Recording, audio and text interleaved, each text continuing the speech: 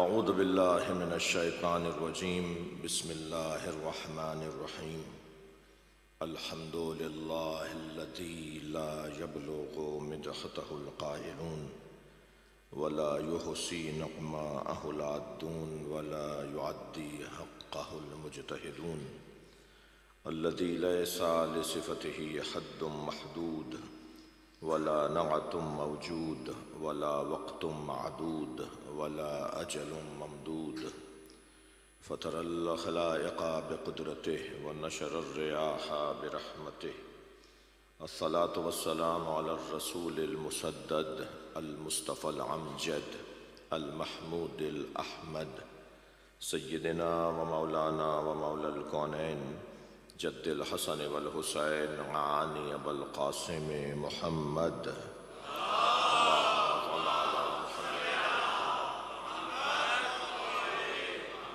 وآله الطيبين الطاهرين المعصومين الذين قال الله إنما يريد الله ليذهب عنكم الرجس أهل البيت ويطهركم تطهيرا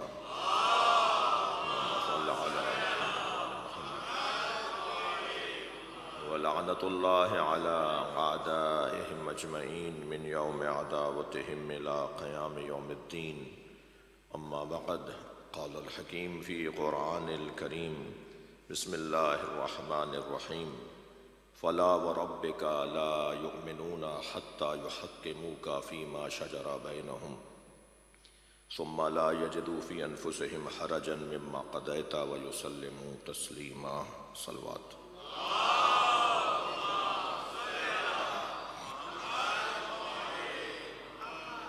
ایک اور بلند صلوات ہدیہ کریں اللہم صل علی محمد وعلی محمد۔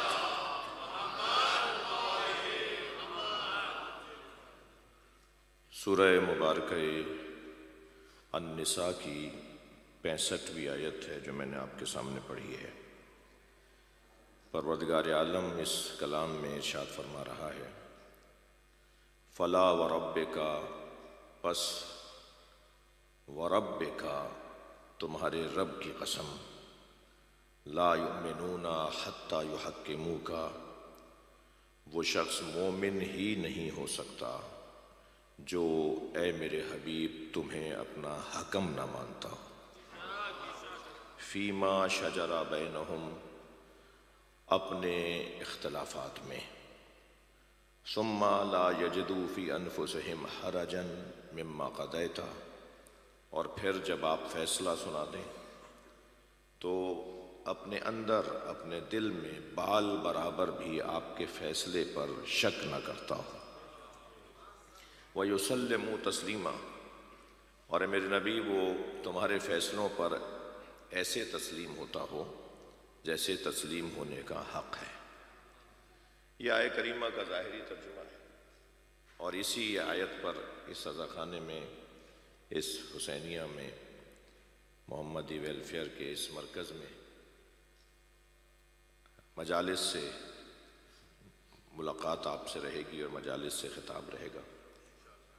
میں نے نیکی کی تھی کہ میں ذرا آپ سے قریب ہو کر بیٹھوں، تو تھوڑی دیر کے لیے میرے دوستوں کو تکلیف ہوئی مائک کو ٹھیک کرنے میں، تو میں بہت زیادہ فاصلے کا قائل نہیں ہوں، ہاں کہیں کہیں ہونا بھی چاہیے۔ صلوات پڑھنے ذرا محمد و آل محمد۔ اللہم صل علی۔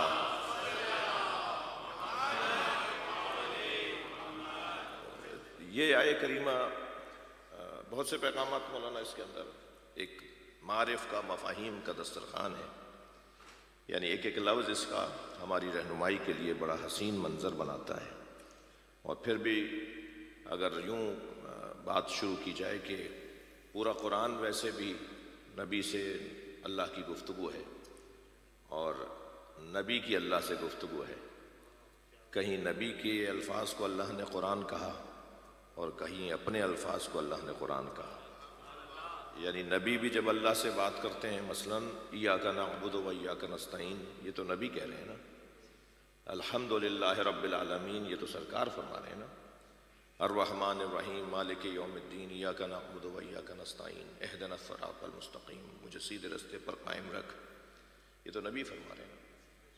تو یہ نبی کی گفتگو کو اللہ نے قرآن کہا ہے اور قرآن کے برابر کہا ہے۔ سورہ مبارکہ الحمد پورے قرآن کے برابر کا سورہ ہے، پورا قرآن ایک طرف اور صرف 7 آیتوں والا سورہ ایک طرف، جیسے سبع مثانی کہا گیا ہے۔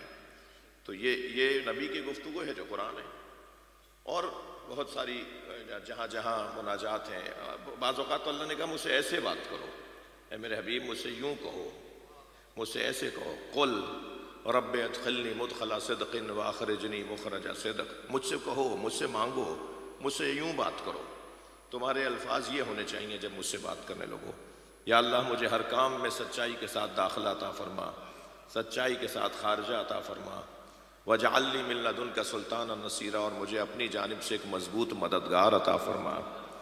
تو یہ نبی کی گفتگو ہے جو سرکار اللہ سے فرما رہے ہیں۔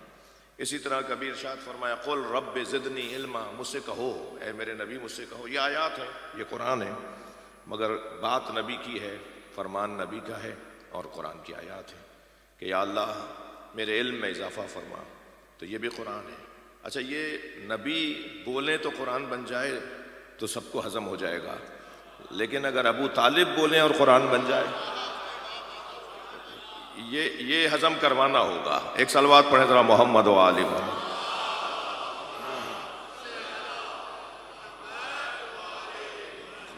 اور اسی طرح حضرت عیسیٰ علیہ السلام کے بعض الفاظ ہیں جو ان کے الفاظ ہیں، اگر حضرت عیسیٰ کے الفاظ کو اللہ کا مدعا مان لیا جائے تو پھر تو شرک ہو جائے گا، کفر ہو جائے گا، یعنی ماننا پڑے گا کہ یہ ہے قرآن مگر الفاظ حضرت عیسیٰ کے ہیں، حضرت یحییٰ کے ہیں۔ مثلاً ارشاد ہو رہا ہے اللہ اکبر، السلام علیہ یوم ولدت و یوم اموت و یوم ابعث حیا، سلام ہو میرے روز ولادت پر۔ اب یہ قرآن ہے، کس کا روز ولادت؟ ہم تو لم یلد ولم یولد مانتے ہیں، پھر یہ کس کے روز ولادت پہ سلام ہو رہا ہے؟ تو کوئی ہے کہ تو حضرت عیسیٰ فرما رہے ہیں خود اپنے لیے کہ یا اللہ میرے روز ولادت پر سلام ہو، میرے روز رحلت پر سلام ہو، اور جس دن میں دوبارہ زندہ اٹھایا جاؤں گا اس دن پر سلام ہو۔ یعنی روز ولادت پر سلام کو محفل اور جشن کہا جاتا ہے، روز شہادت پر سلام کو مجلس عزا کہا جاتا ہے۔ اس دن کو مانیں گے، اس دن کو یاد کریں گے تبھی تو سلام ہوگا۔ اگر دن ہی نہیں جانتے ہوں گے کہ کس دن ولادت ہوئی اور کس دن شہادت ہوئی تو پھر کیسے سلام ہوگا؟ سلام ہی تو ہو رہا ہے۔ صلوات پڑھیں ذرا محمد و آل محمد۔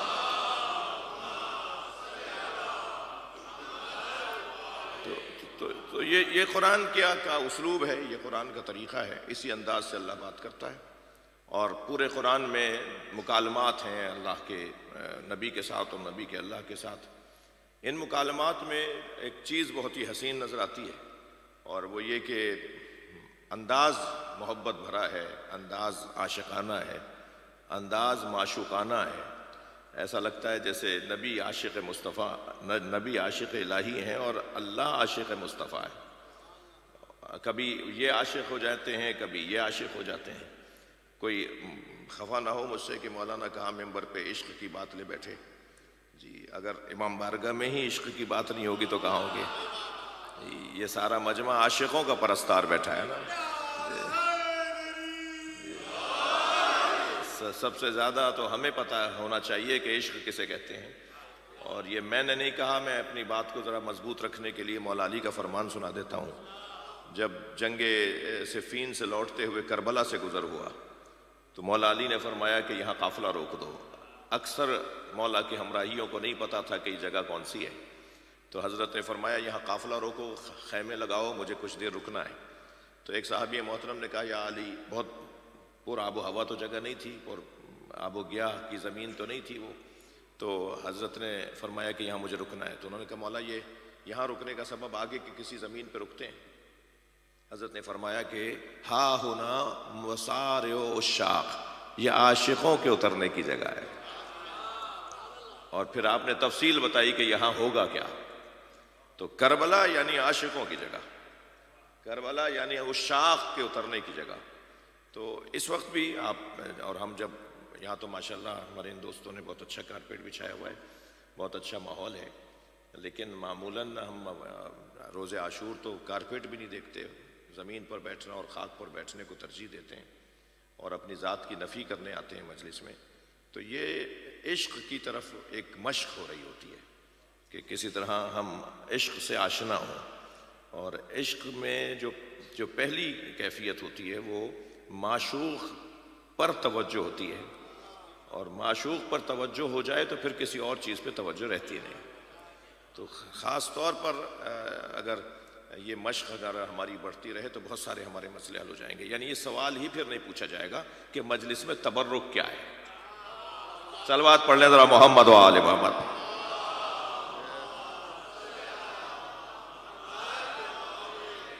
ایک اور بلند صلوات پڑھ لیں نبی کے ذات۔ اللہم صل علی محمد و آل محمد۔ توجہ ہے آپ حضرات کی بات آگے بڑھے تو یہ آیہ کریمہ بھی اسی طرح میرے عزیزو ایسے ہی اللہ کی جانب سے نبی سے گفتگو ہے۔ اور کیا حسن ہے اس آیت میں، ذرا اس آیت کے حسن کو دیکھیے۔ فَلَا وَرَبِّكَ، بس تمہارے رب کی قسم، بول رہا ہے رب خود اپنی قسم کھا کے۔ جی میں آپ کی قسم کھاؤں، آپ میری قسم کھائیں، ہم مولا عباس کی قسم کھائیں، جی قسم تو کسی اور کی کھائی جاتی ہے نا، لیکن یہاں عجیب انداز ہے، اللہ خود اپنی ہی قسم کھا رہا ہے مگر نبی سے خود کو منسوب کر کے قسم کھا رہا ہے۔ یعنی ایک تو قسم کھانے کی بحث گفتگو ہو اس کے اوپر کہ اللہ قسم ہی کیوں کھا رہا ہے، مجھے اور آپ کو تو قسم اس لیے کھانا ہوتی ہے کہ ہماری بات کسی طرح مان لی جائے۔ جی بھائی بات قسم مولا کی میں سچ کہہ رہا ہوں تو کہتے ہیں بھائی ختم کرو بات، قسم کھا لی اب تو ہم تو قسم اس لیے کھاتے ہیں نا تاکہ ہماری بات میں وزن بڑھ جائے، ہماری بات کو تسلیم کر لیا جائے۔ اللہ کی تو بات اللہ کی ہے، کوئی مانے تب بھی اسی کی ہے، کوئی نہ مانے تب بھی اسی کی ہے، تو اللہ قسم کیوں کھائے گا؟ اللہ قسم اس لیے نہیں کھاتا کہ اسے اپنی بات منوانی ہے، بلکہ اللہ قسم اس لیے کھاتا ہے کہ اسے کسی کو منوانا ہے۔ جی واللیل، قسم ہے رات کی، والصبح، قسم ہے صبح کی، والنہار، قسم ہے دوپہر کی، والعصر، قسم ہے عصر کی، پھر والعادیات ضبحا، قسم ہے ان گھوڑوں کی جو میدان جہاد میں اترتے ہیں اور تیز دوڑنے کی وجہ سے ان کے ناک سے سانس لینے کی آوازیں آتی ہیں، اور ان کے سموں سے زمین پر جب سم پڑتا ہے تو چنگاریاں اڑتی نظر آتی ہیں۔ اللہ اس منظر کو یاد کر کے گھوڑوں کی قسمیں کھا رہا ہے، بھائی گھوڑوں کی اداؤں کی قسمیں کھا رہا ہے۔ اگر گھوڑا اس قابل ہو جائے کہ اللہ اس کی قسم کھائے تو گھوڑے کی پشت پہ بیٹھا مجاہد کس درجے کا ہوگا؟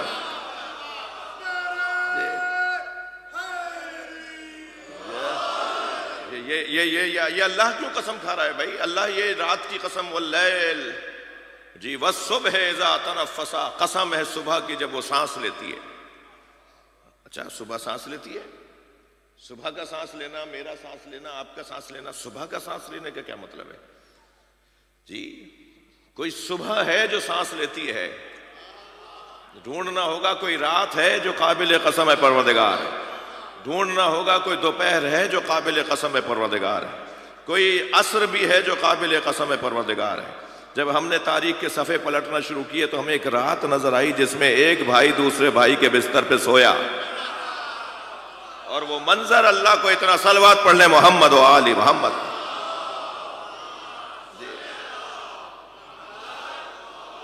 وہ منظر اللہ کو اتنا اچھا لگا کہ اللہ نے اس رات کو ہی اپنے قسم کا عنوان بنا دیا۔ ایک دوپہر بھی ایسی گزری ہے جہاں ایک بھائی کے ہاتھوں پر دوسرا بھائی ہے، اور من کنت مولا فہذا علی مولا کی آواز آ رہی ہے۔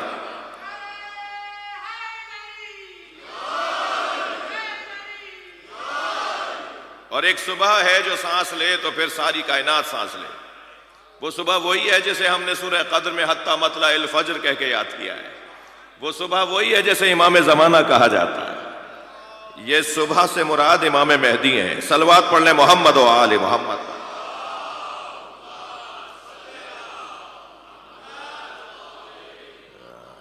کوئی تازہ دم، کوئی مستعد وجود ہے جس کی وجہ سے ہمارا ہر دن شروع ہوتا ہے۔ جی وہ نہیں ہو تو دن ہی شروع نہ ہو۔ جی اگر وہ سانس نہ لے تو پھر کوئی بھی سانس نہ لے، جس کے سانس لینے پہ کائنات سانس لے رہی ہے۔ توجہ ہے حضرات کی؟ جس کے سانس لینے پر ساری کائنات سانس لے رہی ہے۔ انا انزلناہ فی لیلۃ القدر، ہم نے اس قرآن کو شب قدر میں نازل کیا۔ کون سے قرآن کو؟ کون سے قرآن کو؟ قرآن کو، جی قرآن کو ہم نے اس قرآن کو شب قدر میں نازل کیا۔ ابھی جلدی ہے تھوڑا سا، ایک صلوات پڑھیں ذرا محمد والے۔ اللہم صلی علی. جی بھائی میں ایسے ہی صلوات پڑھواؤں گا، آپ نہیں پڑھوائیں گے تو میں پڑھواؤں گا پھر. اللہم صلی علی محمد وآل محمد. جی مجھے یہ احساس ہو رہا تھا کہ جو ہماری بہنیں دیکھ رہی ہوں گی نا، تو میں نے تو اپنے آپ کو آؤٹ کر دیا کیمرے سے. کچھ بہتر ہو گیا؟ اب کر رہے ہیں ٹھیک ہے. ایک اور صلوات پڑھ لیں ذرا. اللہم صلی علی محمد. انا انزلناہ فی لیلۃ القدر. آپ کے چہرے کی تازگی مجھے اچھا پڑھوائے گی. آپ پڑھوائیں گے مجھے اچھا. ہاں کوئی اسٹوڈیو میں بیٹھ کے ریکارڈنگ کروانے نہیں آئے ہو. جی انا انزلناہ فی لیلۃ القدر. ہم نے اسے شب قدر میں نازل کیا. وما ادراک ما لیلۃ القدر. اور تمہیں کیا پتا شب قدر کیا ہے؟ بی بی فرماتی انا لیلۃ القدر. میں فاطمہ زہرا شب لیلۃ القدر. اللہم صلی علی محمد وآل محمد. انا لیلۃ القدر. میں شب قدر ہوں. وما ادراک ما لیلۃ القدر. تمہیں کیا پتا فاطمہ کیا ہے؟ تمہیں کیا پتا شب قدر کیا ہے؟ تنزل الملائکۃ والروح. اور ملائکہ اور روح اس کے اندر نازل ہوتے ہیں. کب تک نازل ہوتے رہتے ہیں؟ کیا لے کر آتے ہیں؟ جی امر کو لے کر آتے ہیں. اور کب تک آتے رہتے ہیں؟ حتی مطلع الفجر. یہ آتے رہیں گے جب تک کہ ظہور مہدی نہ ہو جائے. صلوات پر محمد و آل محمد.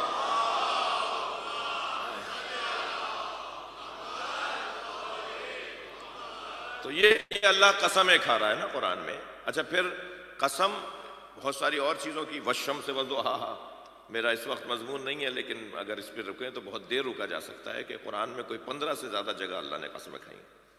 اور ہر ایک کو آپ ذرا میں غور کروں گا تو ایک نیا باب کھلے گا. ایک معرفت کا ایک دسترخوان بچھے گا. ایک علم کا ایک سمندر بہنے لگے گا. والشمس وضحاہا. اب اس پہ غور فرمائیں آپ. قسم ہے سورج کی جب وہ چمکنے لگتا ہے تو ہمیشہ سورج چمکتا تو نہیں ہے. کبھی تو سورج نکلتا ہی نہیں ہے. کبھی سورج ڈوب جاتا ہے. تو یہ سورج کی کیا ایک لمحے کی قسم کھا رہا ہے اللہ. کوئی ایک ایسا سورج ماننا پڑے گا جو ہمیشہ سے چمک رہا ہے اور ہمیشہ چمکتا رہے گا. یہ سورج جسے گہن لگ جائے وہ قابل قسم پروردگار نہیں ہے. میں ظاہر قرآن کا مخالف نہیں ہو سکتا. میں ظہور قرآن کا مخالف نہیں ہو سکتا. جو قرآن کا اصلی اور پہلا منظر ہے اس کی مخالفت نہیں ہو سکتی. جس مثلا اللہ نے سورج کا نام لے کر سورج کی قسم کھائی ہے، سورج کے چمکتے ہوئے سورج کی، نصف النہار کے سورج کی قسم کھائی ہے، تو اس کی اصالت اور اس کی اصلی چہرے کے ہم مخالف نہیں ہو سکتے. یہ ظہور قرآن حجیت رکھتا ہے. مگر جو ظہور میں ہی اور الفاظ میں ہی روکا رہ جائے اور بطن قرآن میں نہ جائے اور تعویلات قرآن میں نہ جائے اور بطن اول اور دوم اور سوم اور 70ویں بطن میں نہ جائے اور جو قرآن کی تہ میں اترنے کی کوشش نہ کرے، وہ تو قرآن کا طالب علم نہیں ہے. مجھے اپنے 2 مصرے یاد آ رہے ہیں کہ ساحل عشق پہ رک جانے سے حاصل کیا ہے؟ ساحل عشق پہ رک جانے سے حاصل کیا ہے؟ ڈوب کر پار اترنے کا ہنر پیدا کر. کام تو یہ ہوگا کہ اس میں اترو تو صحیح ہے کیا؟ اتنا بڑا سمندر پروردگار عالم نے ہمیں دے دیا.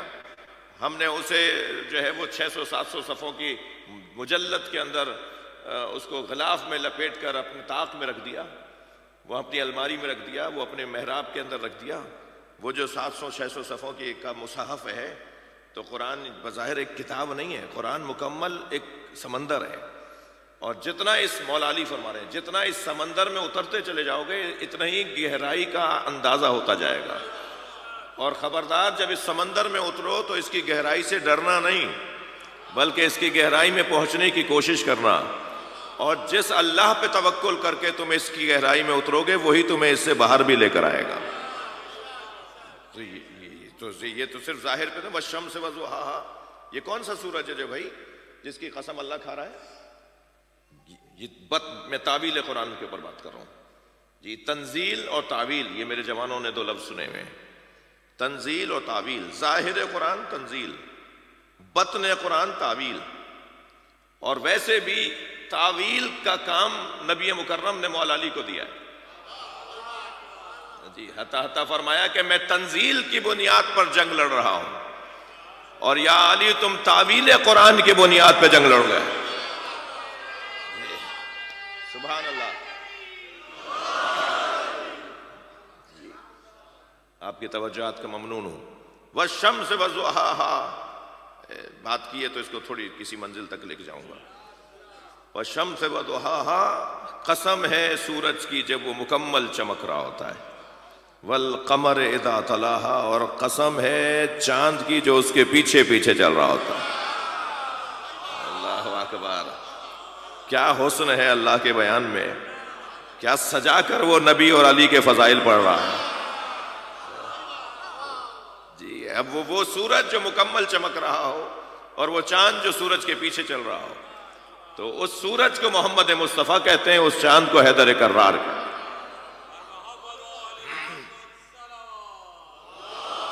اللہم صلی علی محمد وآل محمد۔ یہ آئے کریمہ فلا وربک، پس قسم ہے اے میرے حبیب تمہارے رب کی۔ یا اللہ تو ہمارا بھی رب ہے، یا اللہ تو زمین آسمان کا رب ہے، یا اللہ تو ابل اور غنم کا بھی رب ہے، یا اللہ تو زمین کا بھی رب ہے، تو ذرات کا بھی رب ہے۔ کون ہے جو تیری ربوبیت سے باہر ہے؟ کون ہے جو تیری ربوبیت سے خالی ہے؟ کون ہے جو ایک لمحہ بھی تیری ربوبیت کے بغیر گزار سکتا ہے؟ تو ہمارا خالق بھی ہے، تو ہمارا رب بھی ہے۔ صرف خالق نہیں مانتے ہم اپنے اللہ کو، خالق مان کر رک جانا گویا اس نے بنا کے ہمیں چھوڑ دیا، لیکن جو بنا کے نہ چھوڑے اسے رب کہتے ہیں۔ مسلسل جو توجہ رکھتا ہو، مسلسل جو عنایتیں رکھتا ہو، مسلسل جس کا رزق اترتا رہتا ہو، یعنی صرف یہ روٹی کا اور یہ چاول کا رزق نہیں ہے، یہ جو سانس اندر گیا یہ بھی تو رزق ہے، یہ خود ایک رزق ہے جو ہمارے اندر سانس گیا ہے، یہ اس کی مکمل توجہ ہے، اس کا کرم ہے، اس کی عنایت ہے، اس کی ربوبیت ہے۔ اس کی صفات تو میرے عزیزوں بہت ہیں، مگر سب سے زیادہ جسے وہ پسند کرتا ہے، جس صفت کو وہ پسند کرتا ہے، وہ صفت ربوبیت ہے۔ وہ کہتا ہے مجھ سے جب بات کرو تو ربی کہہ کر بات کرو، مجھ سے بات کرو تو ربنا کہہ کر بات کرو، مجھے اچھا لگتا ہے تو مجھے رب کہہ کر پکارو۔ اب رب سے مراد بدن کی پرورش کرنے والا ہے یا رب سے مراد تربیت کرنے والا ہے؟ یعنی اگر رب بدن کو بڑا کرنے والا، روٹی غذا کھانے دے رہا ہے، نعمتیں دے رہا ہے، مادی نعمتیں دے رہا ہے، اور ہم پرورش پا رہے ہیں، ہم 1 بالش کے تھے اور اب 6 فٹ کے ہو گئے، جی یہ جو مسلسل ہمارا بدن، ہماری باڈی بڑھتی چلی گئی اور ہم یہاں تک آ گئے، صحت بھی اچھی ہے، جی چلنا پھرنا بھی، دیکھنا بولنا بھی ہمیں آتا ہے، سن بھی رہے ہیں، یہ ہمارا بدن مضبوط ہے، یہ کس نے کیا؟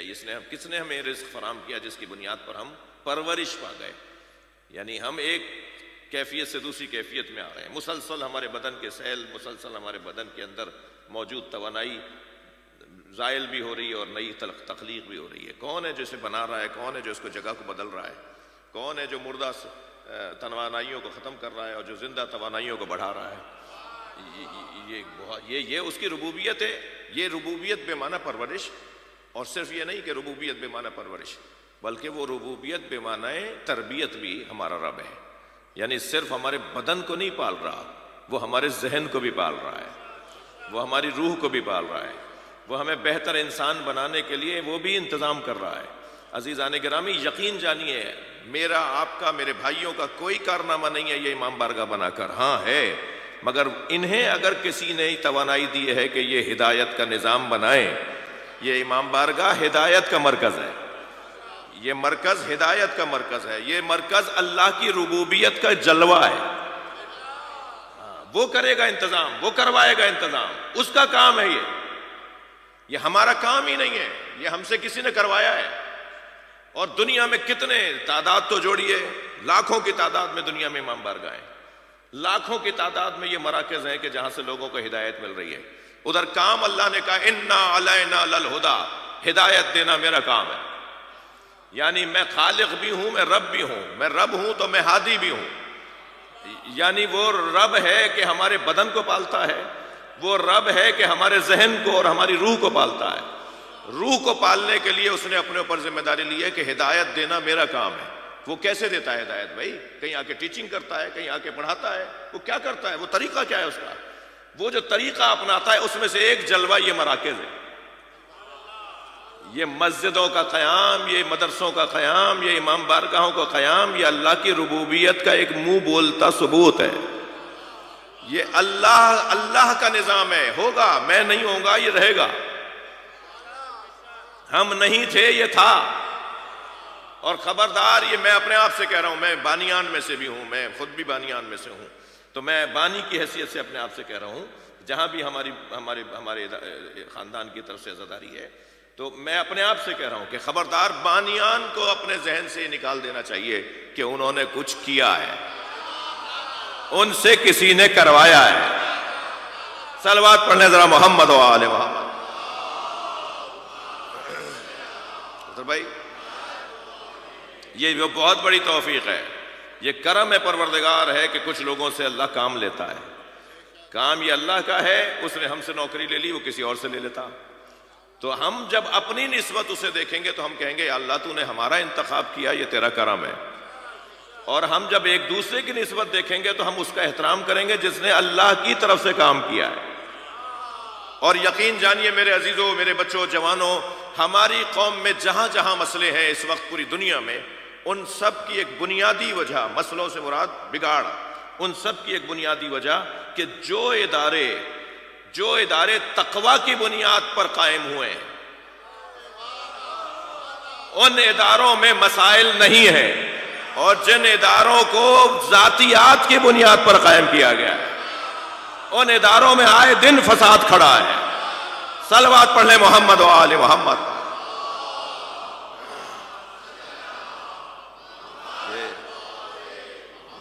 یہ قرآن کہہ رہا ہے نا، لَأُسِّسَ عَلَى التَّقْوَى، وہ سب سے پہلی مسجد جو بنائی گئی مسجد قباء۔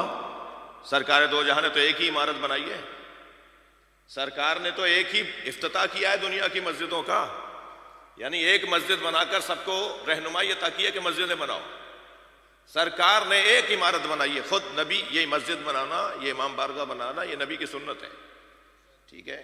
اس لیے کہ سرکار نے ایک مسجد بنائی جسے مسجد قباء کہتے ہیں، اور اس مسجد قباء میں بنانے والے نے خود اینٹیں اٹھائی ہیں، دور کھڑے ہو کے آرڈر نہیں چلائے۔ یہ اصول ہے نا ہمارے لیے، یہ اصول ہیں، یہ ہمارے لیے فارمولے ہیں۔ سرکار دو جہاں نے خود جو عمارت بنائی وہ پہلی مسجد قباء بنائی، ٹھیک ہے؟ اس کے لیے قرآن نے کہا لَأُسِّسَ عَلَى التَّقْوَى، اس کی جو بنیادیں کھڑی ہوئی ہیں نا، وہ اینٹوں اور پتھروں پہ نہیں ہوئی۔ اینٹوں اور پتھروں پہ تو بھائی بہت اچھی عمارتیں ہوں گی، اینٹوں اور پتھروں کا مقابلہ نہ کرنا۔ ہماری بڑی بڑی خوبصورت امام بارگاہیں، آپ جائیے ہندوستان میں، ابھی دیکھ کر آ رہے ہوں، بعض امام بارگاہ 400 سال 300 سال بھی گزر گئے، اب بھی وہ عجوبے ہیں، ایسا کچھ بنا کے چلے گئے جی۔ اسی طرح آپ ایران چلے جائیں، عراق چلے جائیں، کیا کیا خوبصورت، پاکستان میں کتنے خوبصورت امام بارگاہ بعض لوگوں نے اپنے دیہاتوں میں، اپنے گاؤں میں، ہم جاتے ہیں وہاں جا کے لگتا ہے جیسے اب پتہ نہیں یہ اتنا مہنگا کام، اتنا مشکل کام، اتنا پکا کام ایک گاؤں میں ہوا ہے، دنیا دیکھنے جا رہی ہے اس گاؤں کو۔ ابھی پچھلے دنوں جو رانی پور میں زری بنی ہے، دیکھنے کی چیز ہے، میں ابھی پچھلے دنوں ہو کر آیا ہوں، کتنی بڑی بڑی عمارتیں، کتنے مہنگے کام وہاں ہوئے ہیں، اور ایک ٹائل اور ایک ٹکڑا جو ہے وہ، یہ ٹکڑا وہاں سے منگوایا گیا، اور یہ ٹائل وہاں سے منگوایا گیا، اور یہ کارپیٹ وہاں سے منگوایا گیا، اتنا سج کر کام ہوا ہے۔ لیکن عزیزان گرامی، قرآن یہ کہہ رہا ہے کہ بنیادیں اینٹوں اور پتھروں پہ نہیں، بنیادیں تقوی پر اٹھائی جائیں۔ جس عمارت کی بنیاد تقوی پر اٹھائی جاتی ہے وہ عمارت کوئی گرا نہیں سکتا۔ صلوات پڑھ لیں محمد و آل محمد پر۔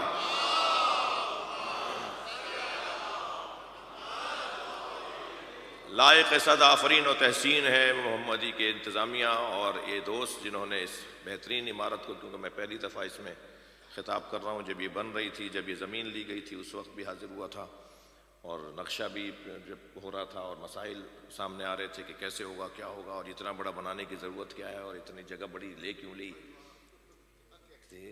اچھا وہ مجھے کیونکہ پتہ ہے تو مجھے سن لیجئے مجھ سے. تو پھر آج جو ہے وہ آج الحمدللہ وہی افراد یقیناً سوچ رہے ہوں گے کہ نہیں بھائی یہ تو جگہ چھوٹی بنائی ہے، ہمیں تو اس سے بڑی بنانی چاہیے تھی. دنیا کے بڑے امام بارگاہ چھوٹے پڑ گئے، تو امام بارگاہ چھوٹے نہیں پڑے، حسینیوں میں اضافہ ہو گیا ہے. مستقبل ویسے بھی تشیع کا ہے جی.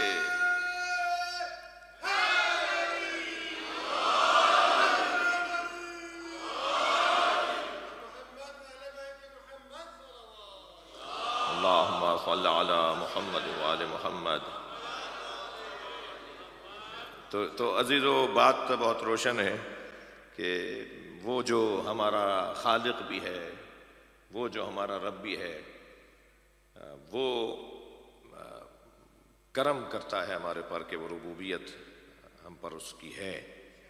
مسلسل وہ ہمیں عطا کر رہا ہے، مسلسل وہ ہمیں دے رہا ہے، مسلسل اس کی طرف سے ہمارے بدن کی پرورش بھی ہے، اور مسلسل ہمارے اوپر اس کی روحانی پرورش اور روحانی تربیت اور تربیت کا بھی کے حوالے سے بھی وہ رب ہے.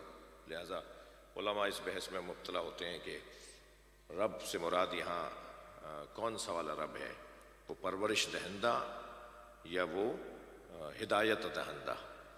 پرورش دہندہ وہ ربوا سے ہے، اور جو ہدایت دہندہ ہے وہ ربایا سے ہے. دونوں کا مادہ اور دونوں کی اصالت لفظ کی علیحدہ ہے، دکھائی دے رہا ہے ایک جیسا لفظ، دیکھنے میں رب ہی نظر آ رہا ہے، مگر جو لغت کے اعتبار سے، جو علمی اعتبار سے اس کا مرکز اور مادہ کچھ اور ہے، اس کا مرکز اور مصدر کچھ اور ہے. اور پرورش دینے والا، اور وہ جو ربیانی صغیرہ ہم والدین کے لیے کہتے ہیں کہ یا اللہ ان پر ایسے رحم کر، رب ارحمہما کما ربیانی صغیرہ، یا اللہ ان دونوں پر ایسے رحم کر جیسے بچپنے میں ان دونوں نے مجھ پہ رحم کیا. تو یہ جو جیسے بچپنے میں انہوں نے میرے بدن کو سنبھالا، میں تو مکھی بھی نہیں جھل سکتا تھا، میں تو گیلے میں پڑا تھا تو گیلے میں ہی پڑا رہتا جی، میں تو روتا رہتا، تو اگر یہ مجھے غذا نہ دیتے تو میں تو رو رو کے مر جاتا. میرے بدن کو انہوں نے سنبھالا. اب تو میں اپنے ہاتھ سے پانی پیتا ہوں، اب تو میں اپنے ہاتھ سے غذا اپنی کھاتا ہوں اور غذا رزق کو تلاش کرتا ہوں. لیکن 2 ڈھائی 3 سال کا ابتدائی کم سے کم 2 سال 3 سال جس میں بچہ کچھ بھی نہیں کر پاتا، ہل بھی نہیں پاتا، اس کو سارے کام اس کے کوئی اور کر رہا ہوتا ہے، یعنی اتنی محتاجی ہوتی ہے، اتنی ضرورت ہوتی ہے، اتنا جو ہے وہ انحصار ہوتا ہے کسی اور کے اوپر. تو وہ جس کے اوپر انحصار ہو رہا ہے، اس کے اندر اگر جذبات نہ ہوں، اس میں اگر احساسات نہ ہوں، اگر اس کے اندر جاذبیت اور کشش نہ ہو تو وہ کر ہی نہیں سکے گا ایسا. لہٰذا اس میں پہلے محبت کو ڈالا ہے اور پھر اس کے بعد اس کو ذمہ داریاں دی ہیں. تو وہ جو فطری مسئلہ بنا دیا، اور پھر اس نے ایسا کام کیا کہ جو کام جب ہم پر پڑتا ہے تو ہم نہیں کر پاتے. یعنی وہ کام جو انہوں نے ہمارے لیے کیا تھا، جب ہم پر وہ کام پڑتا ہے کہ وہ ضعیف ہو جائیں، وہ بوڑھے ہو جائیں، وہ چلنے پھرنے سے محتاج ہو جائیں، وہ اٹھنے بیٹھنے کے محتاج ہو جائیں، انہیں غذا کی بھی ضرورت ہو، انہیں سہارے کی، تو ہم وہ کام نہیں کر پاتے جو انہوں نے ہمارے لیے کر لیا تھا. لہٰذا جب ہم ان کا بدلہ ہی نہیں اتار سکتے، اس کی وجہ یہ ہے کہ وہ احساسات ہی نہیں ہیں ہمارے، وہ جذبات ہی نہیں ہیں ہمارے. لہٰذا خبردار کو یہ سوچے ہی نہیں کہ ہم نے یہ کر دیا اور ہم نے وہ کر دیا، ابا کو یہ دلا دیا، اماں کو یہ کھلا دیا. کچھ بھی نہیں کر سکے ہم، کچھ بھی نہیں کر سکتے ہم. تو وہ جو ربیانی والے 2 رب ہیں، 2 میرے رب، وہ کون سے رب ہیں؟ وہ بدن کی پرورش دینے والے ہیں، جو بدن کو پرورش دینے والے ہوتے ہیں. اور وہ جو اللہ اپنے لیے رب کا لفظ استعمال کر رہا ہے، اس میں دونوں معنی پوشیدہ ہیں. کیونکہ والدین کو بھی کس نے دیا ہے، والدین کو بھی کس نے یہ عطا کیا ہے، والدین کو یہ جذبہ کس نے دیا ہے کہ تم اپنے بچے کے ساتھ یہ سلوک رکھو. تو ایک اعتبار سے وہ پرورش دہندہ بھی ہے، اور ایک اعتبار سے وہ ہدایت دہندہ بھی ہے. تو وہ ہمیں مسلسل ہدایت دے رہا ہے. یہ جو اچانک ایک الجھی ہوئی بات اور ایک مسئلہ حل نہیں ہو رہا تھا، اور اچانک اس کے لیے کوئی ہمیں رستہ مل جاتا ہے، یہ اللہ کی ہدایت ہوتی ہے. یہ غیب سے اس کی طرف سے مدد ہو رہی ہوتی ہے. دل بڑا بوجھا سا تھا، بہت پریشانی لاحق تھی.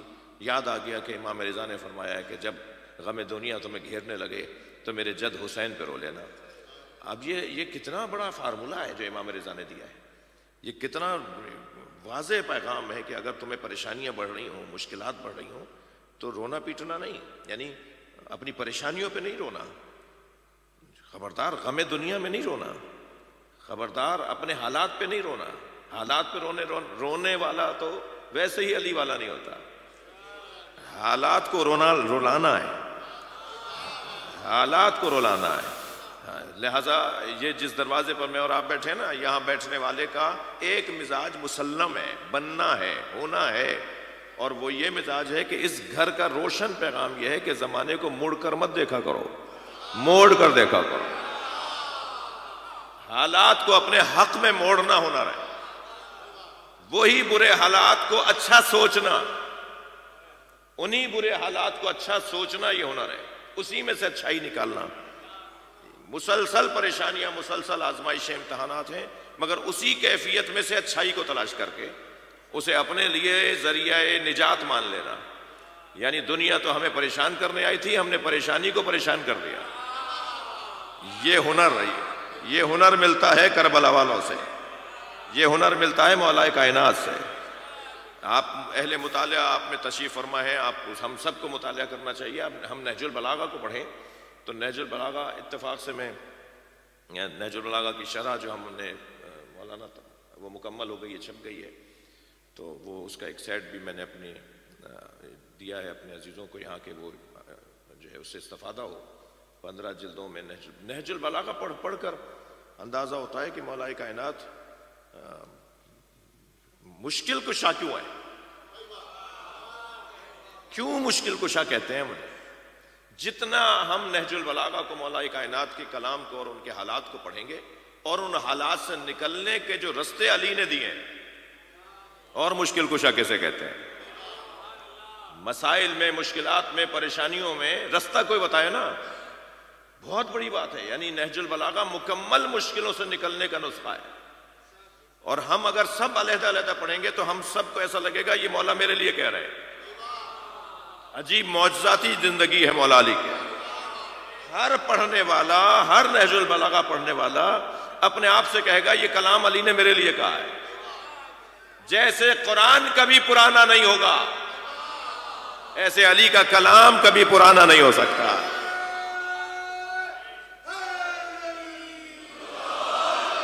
یہ ربوبیت ہے پروردگار عالم کی، یہ اللہ کی جانب سے ربوبیت ہے، یہ اللہ کی طرف سے تربیت ہے، روحانی تربیت ہے، فکری تربیت ہے، ذہنی تربیت ہے. اس کا انتظام وہ کرے گا، اس نے کرنا ہے.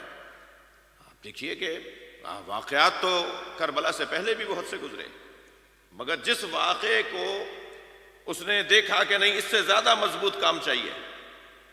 توجہ چاہوں گا، اصحاب اخدود کا نام اگر قرآن نے نہ لیا ہوتا تو ہمیں تو نام بھی پتہ نہ ہوتا. جی اصحاب اخدود کون تھے؟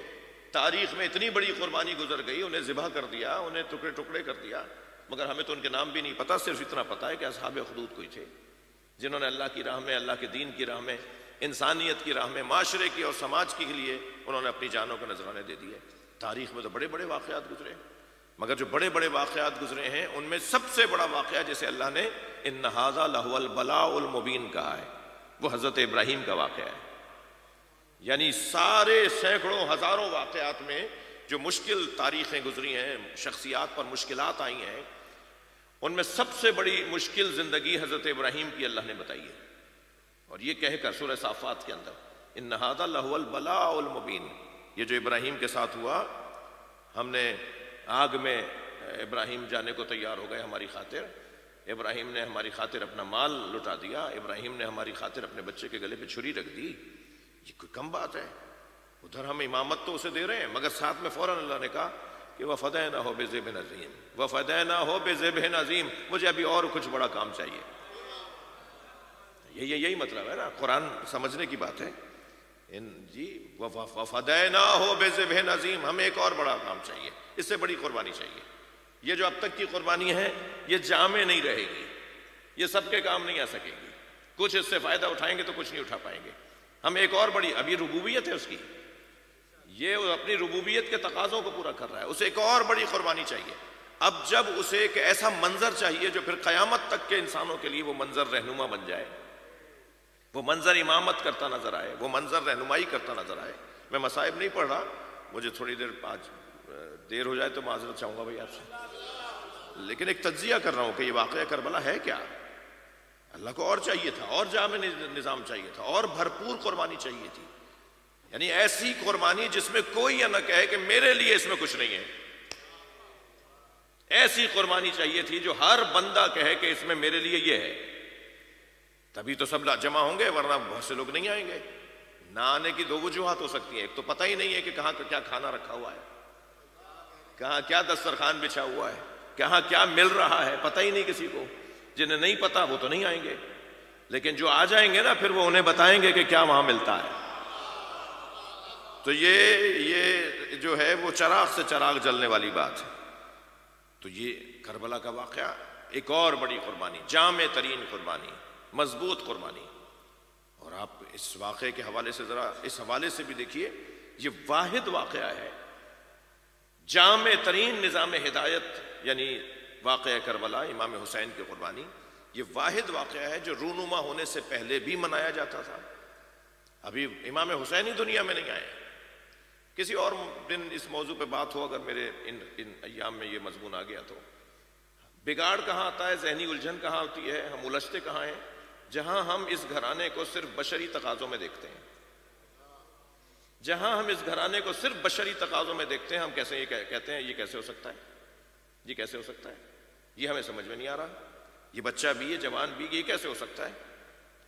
اور جہاں ہم اس گھرانے کے دونوں پہلوؤں کے اوپر توجہ رکھتے ہیں، یعنی نورانی جنبہ اور بشری جنبہ، نورانی پہلو اور بشری پہلو. تو جب ہم نورانی پہلو کی طرف توجہ کریں گے تو یہ تو اس وقت ہے کہ جب کچھ بھی نہیں تھا. یہ تو حضرت آدم کی خلقت سے پہلے کے لوگ ہیں. یہ تو زمین آسمان کے بننے سے پہلے کے لوگ ہیں. یہ تو ابھی دنیا میں نہیں آئے تھے کہ قرآن پڑھ چکے تھے. یہ گھرانہ ہے. یہ وہ ہے کہ جو حضرت آدم کو جب سجدہ نہیں کیا ابلیس نے تو اللہ نے کہا یا ابلیس ما منعک ان تسجد لما. بڑی دلائل، بہت سے دلائل ہیں میرے پاس اس کی. میرا پسندیدہ مضمون ہے یہ کہ ائمہ کی معرفت میں اس وقت تک ہم جامع خیالات کو نہیں بنا سکتے، الجھنوں سے نہیں نکل پائیں گے، جب تک کہ ہم اس گھرانے کے دونوں پہلوؤں کو نظر نہ رکھیں، دونوں پہلوؤں کو مد نظر نہ رکھیں.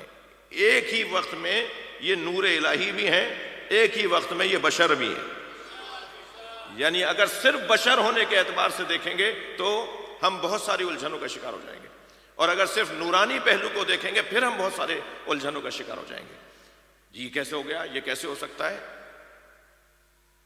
پسر سعد سے امام مکالمہ کر رہے ہیں. کربلا آپ جاتے ہیں، وہاں ایک جگہ بنی ہوئی ہے جہاں تاریخ کہتی ہے کہ امام حسین نے عمر ابن سعد سے مکالمہ جو حضرت کا ہوا تو شور تھا کربلا کے میدان میں، گھوڑوں کے ہنہنانے کی آواز، اونٹوں کے گلے میں جو گھنٹیاں بندھی ہوئی تھی، پیروں میں جو گھنگرو بندھے ہوئے تھے ان کی آواز، لوگوں کے بولنے کی آواز، ہزاروں کی تعداد یزیدی لشکر میں سپاہیوں کی، اور سواروں پر آئے ہوئے تھے، اور کوئی تلوار تیز کر رہا ہے تو کوئی مشق کر رہا ہے، اس طرح کی کیفیت. امام نے فرمایا تیری آواز مجھ تک نہیں آ رہی، میری آواز تجھ تک نہیں جا رہی، انہیں خاموش کرواؤ. تو امام والے لوگ تو نہیں تھے، وہ تو سارے وہ لوگ شور مچا رہے تھے. تو اس نے آواز دے کے کہا کہ ان کو کہو کہ ہم بات کر رہے ہیں، شور نہیں کریں. سب خاموش ہو گئے، مگر گھوڑوں کی آوازیں آنے لگی، اونٹوں کی آوازیں آنے لگی. حضرت نے فرمایا کہ یہ خاموشی نہیں ہوئی، سکوت نہیں ہوا. تو کہنے لگا یہ جانوروں کی آوازیں ہیں، میرا اختیار ان پہ نہیں ہے. کہنے لگا میرا اختیار ان پہ نہیں ہے. حضرت نے وہیں سے اپنے ہاتھ کو بلند کیا. امام حسین نے فضا میں اپنے ہاتھ کو بلند کیا، کربلا میں سناٹا طاری ہو گیا.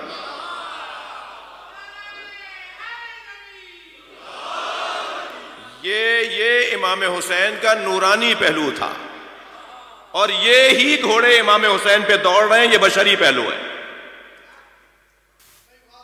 لیٹ ہو گئے آپ، تھوڑا سا لیٹ ہو گئے آپ. ایک صلوات پڑھیں ذرا محمد و آل محمد، اللہم صل علی. یہی گھوڑے جو ایک اشارے پر رک سکتے ہیں، یہ دوڑے کیسے؟ یہ امام کے بدن پہ سے دوڑے کیسے؟ پامال ہوا ہے نہیں ہوا امام حسین کا بدن؟ کربلا کے مسلم مصائب میں سے ہے. یہ اختلافی نہیں ہے کہ میں کچھ کہہ کے جا رہا ہوں. یہ سنی شیعہ کتابوں میں لکھا ہے کہ امام حسین کے بدن مبارک کی توہین ہوئی ہے، یعنی گھوڑے دوڑا دیے، بدن کے اوپر گھوڑے دوڑا دیے. یہ گھوڑے دوڑے کیسے؟ یہ جو ایک اشارے پہ رک سکتے ہیں وہ کیسے آ سکتے ہیں؟ وہ قدم کیسے رکھیں میرے مولا کے بدن پہ؟ یہ بشری تقاضا، وہ نورانی پہلو، جب چاہتے ہیں اپنی معرفت اٹھا لیتے ہیں اور جب چاہتے ہیں اپنی معرفت کروا دیتے ہیں۔ صلوات پڑھ لیں محمد و آل محمد پر۔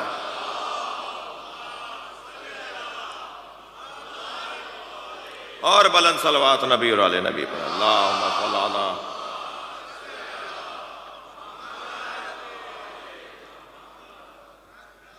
توجہ کر رہے ہیں آپ حضرات؟ یہ کائنات کچھ بھی نہیں تھا اور یہ وجود تھا، کیسے انکار کریں گے اس کا؟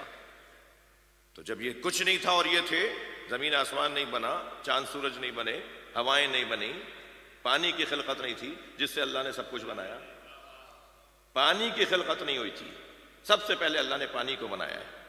اور پھر پانی کو بنانے کو ایک زاویے سے مادی اعتبار سے بات کر رہا ہوں، یعنی سب سے پہلے سے مراد مادی مخلوق میں سب سے پہلے اللہ نے پانی کو بنایا، پھر اس سے پانی کو، پھر ہوا کو خلق کیا۔ یہ مولا علی کا خطبہ ہے اور آج کی سائنس بھی یہی کہہ رہی ہے۔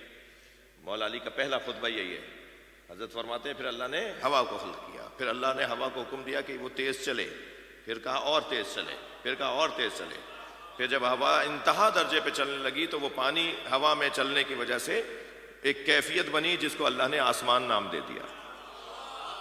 ارادہ کیا اب یہ پہلا آسمان، پھر ہوا کو پانی کے حوالے کیا اور پھر تیز چلوائی ہوا، پھر تیز چلوائی تو پھر ارادہ کیا اب یہ دوسرا آسمان۔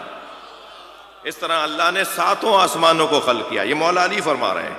اور آج کی جدید سائنس بھی جو آسمانوں کی خلقت کے بارے میں بات کرتی ہے وہ وہی کرتی ہے جو علی نے کہا ہے کہ یہ بنے کیسے ہیں، یہ ہے کیا؟ صلوات پڑھ لیں محمد و آل محمد۔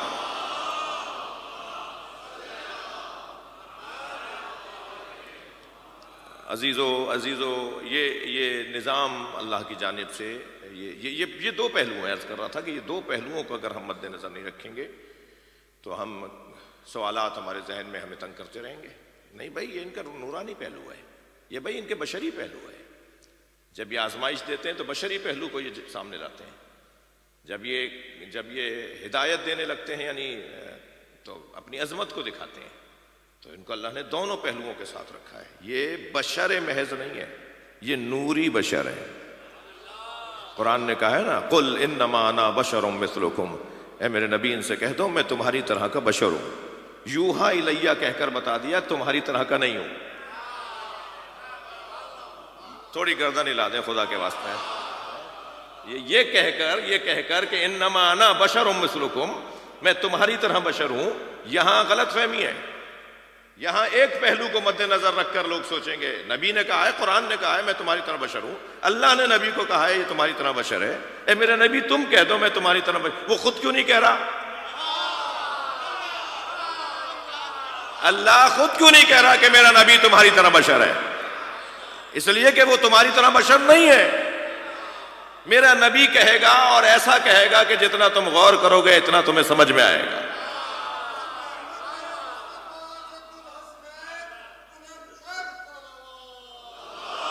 اللہم صلی علی محمد وآل محمد۔ فوراً کہا انما انا بشر مثلکم، میں تمہاری طرح بشر ہوں، پھر فوراً کہا یوحا الیہ، مجھ پر مسلسل وحی نازل ہوتی ہے۔ تو اگر ہماری طرح بشر ہیں تو ہم پہ کہاں وحی آتی ہے؟ ہم پہ اگر فرشتہ آئے گا بھی نا تو ہم بچیں گے نہیں بتانے کو کہ کیسا تھا۔ ہم پہ کہاں وحی آتی ہے؟ تو پھر جب ہم پہ وحی نہیں آتی تو ہماری طرح بشر کہاں ہیں؟ مگر جو جتنا غور کرتا چلا جائے گا اتنا اسے سمجھ میں آئے گا کہ وہ پہلا عنوان بشریت کا ہے، دوسرا عنوان نورانیت کا ہے۔ انہیں ماننا بھی ہے تو نوری بشر ماننا ہے۔ صلوات پڑھ لیں محمد و آل محمد پر۔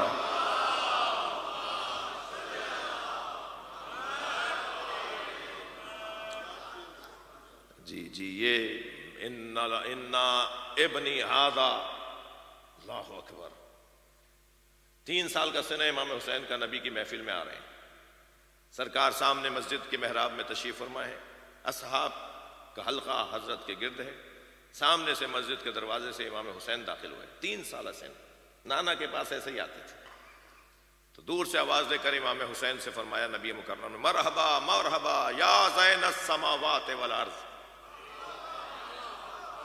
یعنی وہ نورانی پہلو دیکھیا، جی مرحبا، خوش آمدید خوش آمدید، اے آسمانوں اور زمین کی زینت، تو ایک صحابی محترم نے کہا یا رسول اللہ انت زین السماوات والارض، یا رسول اللہ آپ ہیں آسمانوں اور زمین کی زینت۔ تو حضرت نے فرمایا اتنی دیر میں امام حسین آ چکے تھے، یعنی ادھر مکالمہ شروع ہوا ہے اس جملے کے اوپر کہ امام حسین آ چکے اور نانا کی گود میں بیٹھ گئے۔ تو نبی نے پیار کرتے ہوئے فرمایا ان ابنی ھذا حسین اکبر فی السماء من الارض، میرا یہ حسین زمین سے زیادہ آسمانوں میں بڑا ہے۔ لمکتوب، حدیث آگے بڑھتی ہے، لمکتوب علی یمین العرش، اور عرش کے سیدھی طرف لکھا ہوا ہے ان الحسین مصباح الہدی و سفینۃ نجات۔ حسین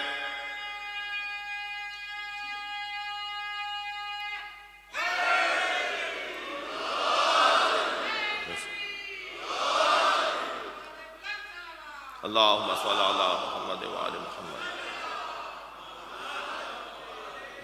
میرا یہ حسین آسمانوں میں زمین سے زیادہ بڑا ہے، اور عرش کی سیدھی طرف لکھا ہوا ہے کہ حسین چراغ ہدایت ہے اور کشتی نجات۔ جی کیا مطلب ہے اس کا؟ اس حدیث کو کیسے سمجھیں گے جب تک کہ یہ نظریہ نہ مانا جائے کہ یہ نورانی وجود ہے، یہ مادیت سے بالا تر ہیں، مادے میں بعد میں ڈھلے ہیں، ان کا وجود پرانا ہے، یہ بہت پہلے کے ہیں، آئے اس وقت ہیں جب اللہ نے چاہا، یہ اس وقت ہے جب کچھ بھی نہیں تھا۔ لہذا اصول کافی میں امام حسن امام حسین کے لیے فرماتے ہیں کانا یقرأ الوحی قبل ان ینطق، میرے بھائی حسین نے قرآن نازل ہونے سے پہلے قرآن پڑھ لیا تھا۔ کیا حسین منظر ہے۔ لہذا اللہ کی جانب سے جو اس گھرانے کے ساتھ اللہ کا تعلق ہے وہ اصلی اور اساسی تعلق ہے، بلکہ میں یوں کہوں کہ انہی کے عشق میں ساری کائنات بنائی۔ یہ سب کچھ ہم ہم سب ان کے تصدق میں بنے ہیں، ان کے تصدق، ان کے صدقے میں بنے ہیں۔ ایک صاحب صرف اتنا نہیں ہے کہ ہم رزق ان کے صدقے میں کھا رہے ہیں، بلکہ ہم خود ہیں ان کے صدقے میں۔ صرف رزق کا مسئلہ نہیں ہے کہ ہم ان کا صدقہ کھا رہے ہیں، ہم ان کے صدقے میں کھا رہے ہیں، نہیں، ہمارا وجود ہی ان کے صدقے میں ہے۔ ہم ہیں ہی نہیں مگر یہ ان کی وجہ سے ہیں، کیونکہ ان کا یہ عنوان فلا وربک، کل بات ہوگی اس موضوع پر، آگے بات بڑھے گی، اور میں ابھی آپ کے ساتھ ارادہ ہے دعا کریں سب خیریت رہے اور اللہ آپ کو اپنے امان میں رکھے۔ ایک بلند صلوات ہدیہ کر دیں محمد اللہم صلی علی محمد وآل محمد، اس سے بلند صلوات پڑھ لیں اللہم صلی علی محمد۔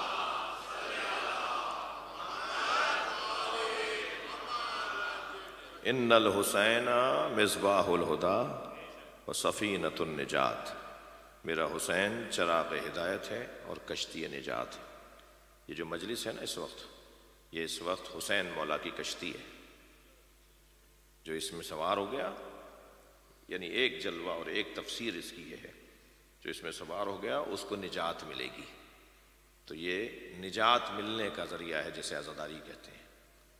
ہم کشتی نجات میں سوار ہیں، اور یہ کشتی نبی نے فرمایا ہے کہ یہ نجات کی کشتی ہے۔ کسی کے لیے نہیں کہا سرکار نے کہ یہ نجات دیں گے، سب ان سے نجات لیں گے، ان کے ذریعے نجات پائیں گے۔ تو یقیناً نجات پانے والا اور نجات دینے والا برابر نہیں ہے۔ جو نجات دینے والا ہے اس کا مقام بہت بلند ہے، جو نجات لینے والا ہے، کب لینے والا اور دینے والا ایک ہوتا ہے بھائی؟ ساری دنیا میں ہے ہی مسئلہ یہ کہ جو لینے والے ہوتے ہیں وہ دبے دبے رہتے ہیں، اور جو دینے والے ہوتے ہیں ان کی حاکمیت ہوتی ہے۔ یہ تو ماننا پڑے گا نا، یہ ہماری مادی دنیا میں جب یہ منظر ہے تو حقیقی دنیا میں ایسا نہیں ہوگا کہ جن کی وجہ سے ہمیں مل رہا ہے، جن کی وجہ سے ہم جی رہے ہیں، تو وہ ہمارے آقا اور مولا نہیں ہے تو پھر کون ہے؟ وہی تو آقا اور مولا ہیں، وہی تو حقیقی آقا اور مولا ہیں۔ لہٰذا بس جو وہ کہہ دیں، جو ان کا حکم آ جائے وہی آخری بات ہوگی۔ یہ اس نظام کا ایک عنوان ہے۔ میرا حسین آسمانوں میں زمین سے زیادہ بلند ہے، آسمان والے اس کی بے حرمتی نہیں کرتے، آسمان والے اسے پیاسا نہیں رکھتے، آسمان والے تو کوزہ لیے کھڑے ہیں، آسمان والے تو انتظار میں ہیں کہ جب یہ نوری پہلو کی طرف آئیں، جب یہ آسمان والوں سے اپنی توجہ آسمان والوں کی طرف کریں تو ہم جام کوثر لیے کھڑے ہیں۔ جب حضرت علی اکبر کے سینے سے برچھی کا پھل نکال رہے تھے نا امام حسین، تو اس وقت میں حضرت علی اکبر کی زبان پہ لفظ آیا، السلام علیکہ یا رسول اللہ، اے اللہ کے رسول میرا سلام ہو۔ تو امام نے فرمایا بیٹا کیا دیکھ رہے ہو؟ بیٹا علی اکبر کیا دیکھ رہے ہو؟ فرمایا بابا رسول اللہ نانا میرے سرانے آ گئے۔ فرمایا نانا کیا کہہ رہے ہیں؟ نانا تم سے کیا باتیں کر رہے ہیں؟ فرمایا بابا نانا کہہ رہے ہیں کہ حسین سے کہو میں اس کا انتظار کر رہا ہوں۔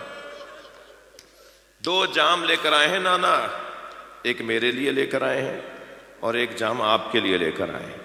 وہ آپ کو جام کوثر پلانے کے لیے، آپ کو سیراب کرنے کے لیے انتظار میں ہیں۔ تو یہ جو آسمان والے ہیں نا وہ تو انہیں پانی پلانا چاہتے ہیں، مگر یہ جو بشر، یہ جو انسان نما لوگ تھے، انہوں نے ان پہ پانی کو بند کر دیا۔ یہ پانی کے محتاج نہیں تھے، یہ پانی کے محتاج نہیں تھے، بس پانی کی تو قسمت بلند ہو گئی اس لیے کہ حسین نے وہ مانگ لیا۔ جی حسین جسے مانگ لے تو اس کی قسمت بلند ہوگی نا۔ دنیا میں سب سے زیادہ اہمیت کی حامل اگر کوئی شے ہے تو وہ پانی ہے۔ اس وقت بھی میں بول رہا ہوں، میری باڈی میں پانی نہیں ہو تو میں بول ہی نہیں پاؤں، بلڈ پریشر میرا گر جائے، میں مر جاؤں۔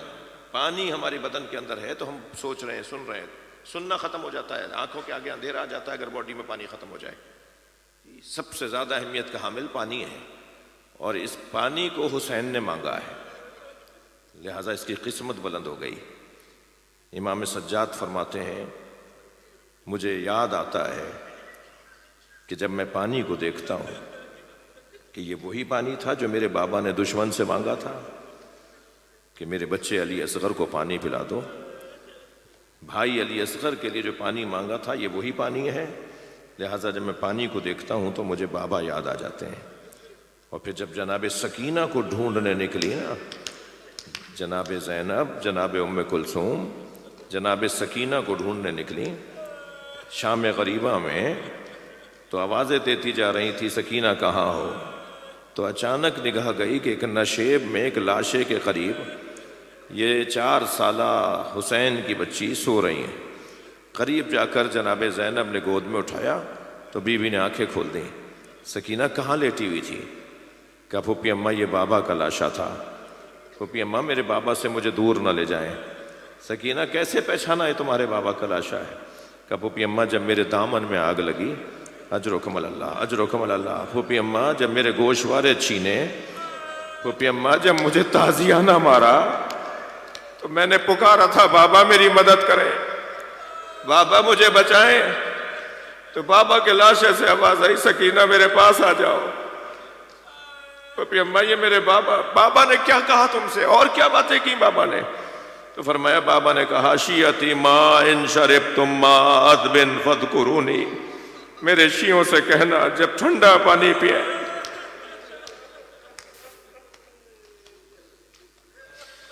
میرے شیعوں سے کہنا جب ٹھنڈا پانی پئیں تو مجھے یاد کریں، او سمیتم بغریب او اسیر فندبونی، اور جب سنیں کسی غریب کا قصہ، جب کسی کو غربت کی حالت میں دیکھیں، جب کسی کو پریشان دیکھیں، جب کسی اسیر کو دیکھیں تو میرے اوپر گریہ ضرور کر لیں، مجھے یاد کریں، مجھے یاد کر کے اس غربت میں مبتلا شخص کو حوصلہ دیں۔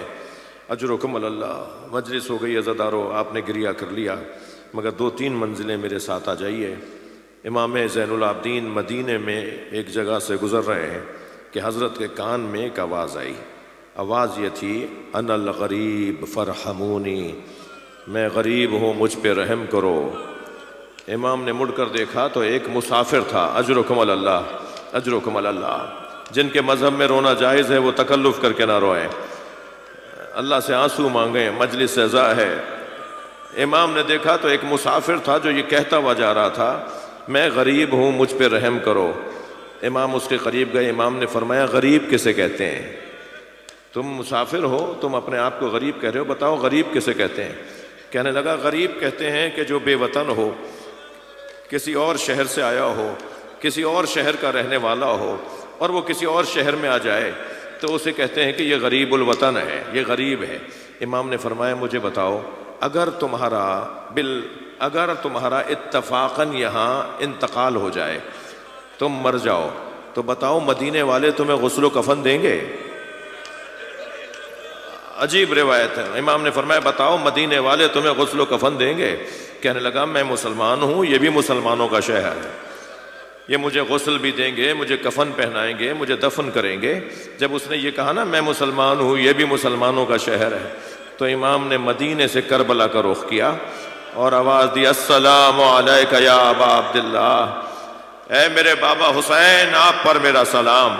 یہ کہہ رہا ہے کہ مسلمان کو کفن دیتا ہے، یہ کہہ رہا ہے کہ مسلمان کو دفن کرتا ہے۔ بابا آپ 3 دن تک تبقی بلا دفن، آپ کو 3 دن تک بغیر دفن کے چھوڑا گیا۔ اجرکم اللہ، اجرکم اللہ۔ آپ کی آوازیں بلند ہیں، بس ایک منزل اور میرے ساتھ آ جائیے۔ امام نے کربلا کے میدان میں لاشیں بہت اٹھائے۔ چلیے چلیے کربلا چلیے میرے ساتھ۔ امام حسین نے صبح عاشور سے عصر عاشور تک لاشیں بہت اٹھائے۔ ہاں عزادارو، امام حسین نے اپنی زندگی کا مصروف ترین دن گزارا۔ ایک لاشا لاتے تھے، دوسرا لانے کے لیے جاتے تھے، یہی کیفیت رہی سارے دن امام حسین کی۔ لاشیں تو بہت اٹھائے مگر 4 لاشوں پہ بہت روئے۔ امام کی زبان پہ شکر کے کلمات ہوتے تھے اور آنکھوں میں آنسو ہوتے تھے۔ ان 4 لاشوں کے نام بتا دوں آپ کو۔ ایک لاشا حضرت قاسم کا لاشا، اپنے پامال بھتیجے کا لاشا، اور اس روایت کے مطابق کہ مولا کا لاشا پامال ہوا، ایک عجیب جملہ میں نے ایک بزرگ سے سنا، وہ کہنے لگے کہ یہ واحد لاشا ہے حضرت قاسم کا جو حسین کو ایک جگہ سے نہیں ملا، جگہ جگہ سے حضرت قاسم کے بدن کے ٹکڑے اجرکم اللہ اور لائے ہیں حضرت قاسم کا لاشا تو روتے ہوئے آ رہے ہیں۔ اور دوسرا لاشا جس پر امام بہت روئے ہیں وہ لاشا ہے علی اکبر کا لاشا، اور تیسرا لاشا جس پر امام کے آنسو رکتے نہیں تھے وہ لاشا ہے عباس علمدار کا لاشا۔ اور عزادارو چوتھے لاشے کا نام سنیں گے، وہ چھوٹا بہت تھا مگر حسین سے اٹھتا نہیں تھا، کبھی آگے جاتے تھے انا للہ، کبھی الٹے پیر واپس آتے تھے رضاً بقضائہ و تسلیما لامرہ۔ الا لعنت اللہ علی القوم الظالمین۔ یا اللہ ان آوازوں پہ رحمت نازل فرما، حاضرین کے توفیقات میں اضافہ فرما، ہماری عاقبت بخیر فرما، امور مسلمین کی اصلاح فرما، امام زمانہ کے ظہور میں تعجیل فرما۔ ربنا آتنا فی الدنیا حسنۃ وفی الآخرۃ حسنۃ وقنا عذاب النار۔ الہی و سیدی و مولائی اغفر لأولیائک یا حسین یا حسین۔